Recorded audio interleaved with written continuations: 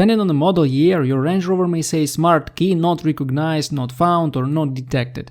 This basically means the same problem. The initial issue is that the key fob detection system can't communicate with the key and verify that the proper key is in the car now, so the vehicle may not start when you press the engine start button. First of all, you may bypass this feature by just touching the steering column on the right side with your key fob. Even if the battery in the fob is dead or there are issues with the antenna, the system will unlock the engine start in this case. Now let's talk about the reasons.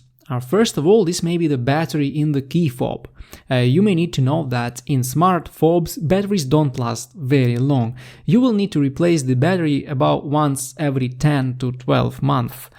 So you better learn how to do this on your own. There is nothing complicated at all. If the new battery doesn't solve the problem and you still see this issue, the problem may be with the 12-volt battery. You may try recharging it or measuring its voltage at the moment when the engine is cranked. The voltage shouldn't drop too much. But there are also several pretty specific Land Rover problems that lead to this smart key not recognized warning. This may be a problem with your sunroof leaking a little bit and water affecting the remote function actuator, also called RFA. You may find the RFA and look at it. You will need to Google the location of the module because it may differ from one model year to another.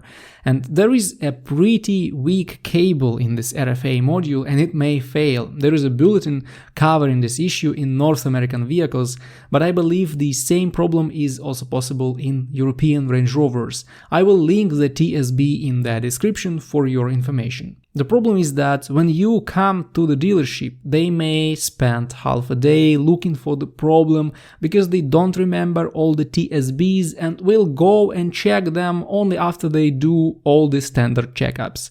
If the car is under warranty, it's not a problem for you, but otherwise you will have to pay for every labor hour, which is not that good. So maybe just tell them the TSB number that is linked in the description.